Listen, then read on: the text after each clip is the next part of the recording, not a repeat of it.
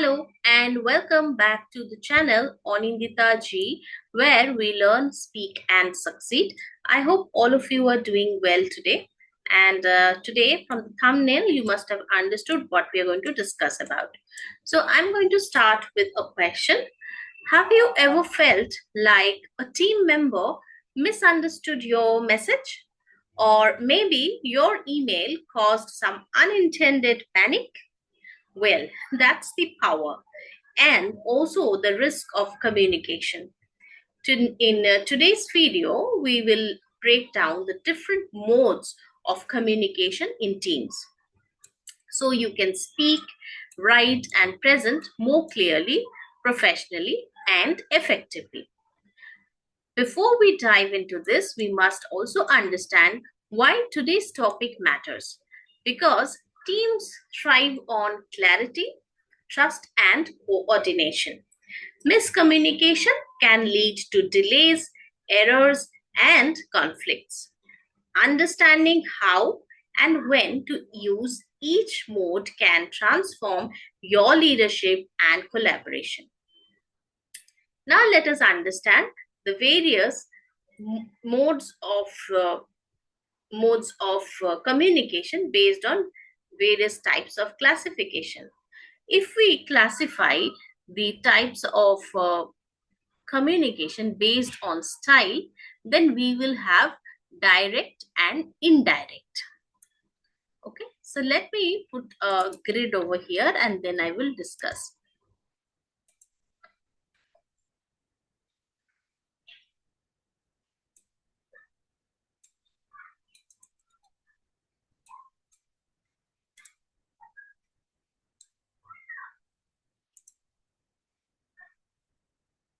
Well, I'm not sure whether it will come. Okay, yeah, it looks like this.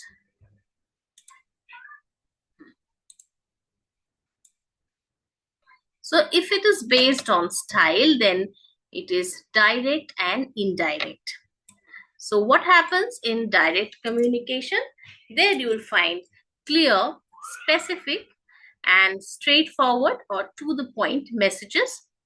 There will be no room for misinterpretation. It is used for tasks, expectations, timelines, and you can give an example like I have given some examples here. We need this by EOD, or maybe you can ask your team member to send certain report and you also mention the time. So within that time, it should come to you. So please share the deck by 2 p.m. It's direct, okay, and it's to the point.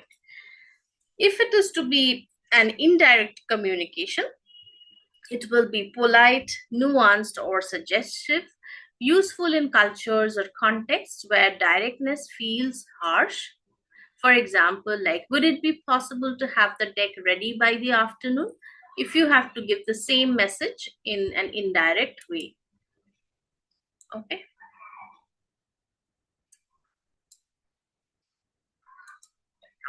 Let us move on to some. Just a second.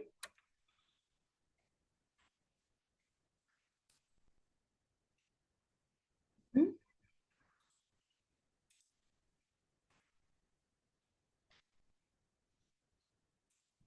So one tip could be that choose directness based on your team's culture and the stakes of the message.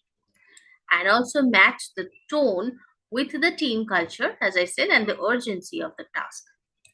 Now let us see the second mode based on formality. Formal versus informal.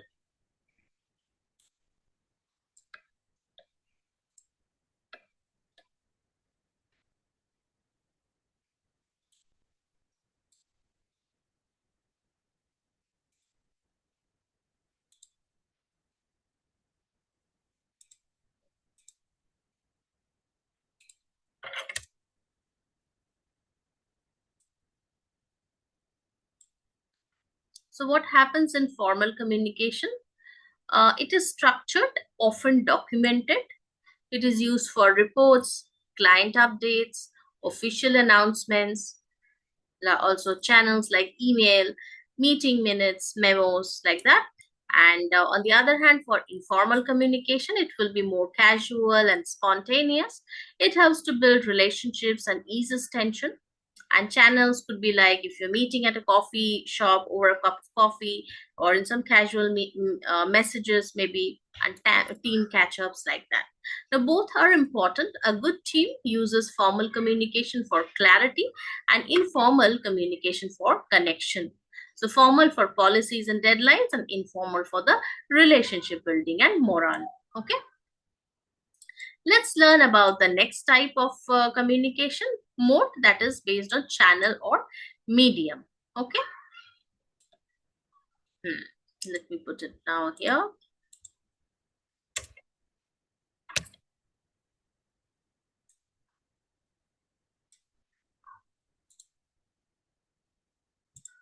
I hope this is visible.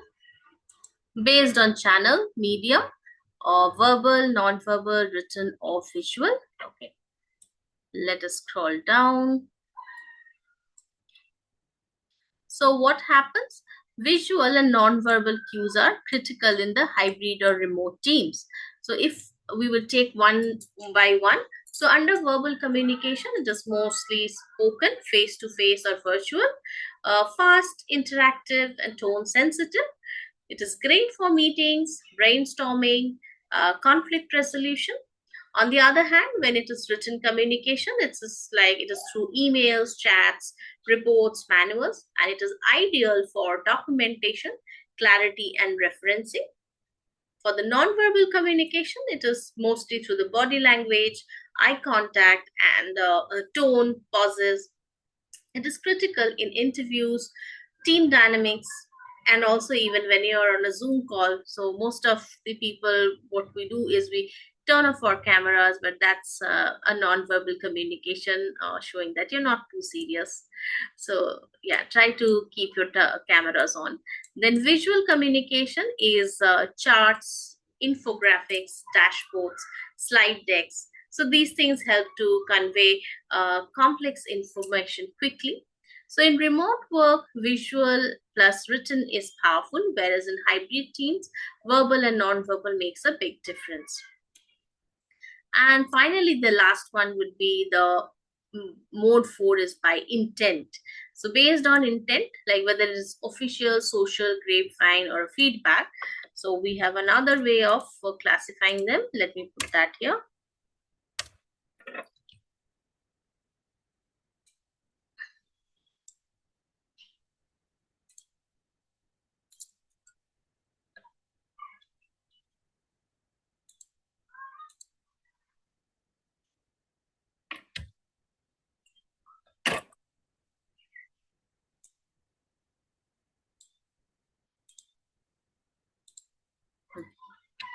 Based on intent, there will be official, social, grapevine, feedback.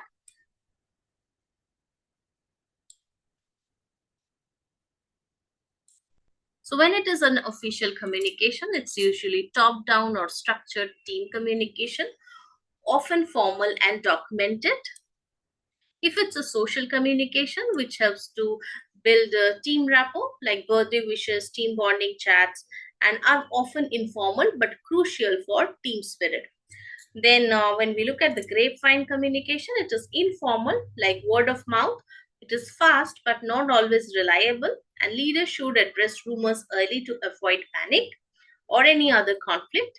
Then, feedback communication is it could be formal if it's a performance review, or can be informal if it's a real time peer feedback. Critical for growth, feedback communication is critical for growth, learning, and team alignment. Fine. So let's do a quick recap of all the modes of communication in teams. If it is by style, then it will be direct or indirect. If it is by formality, if we're classifying as in by formality, then it will be formal or informal. If it is by channel, the classification is made by channel, then it can be verbal, written, non-verbal, visual.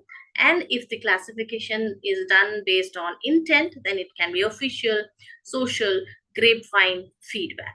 Now, each one plays a role depending on the goal, team, culture, and medium.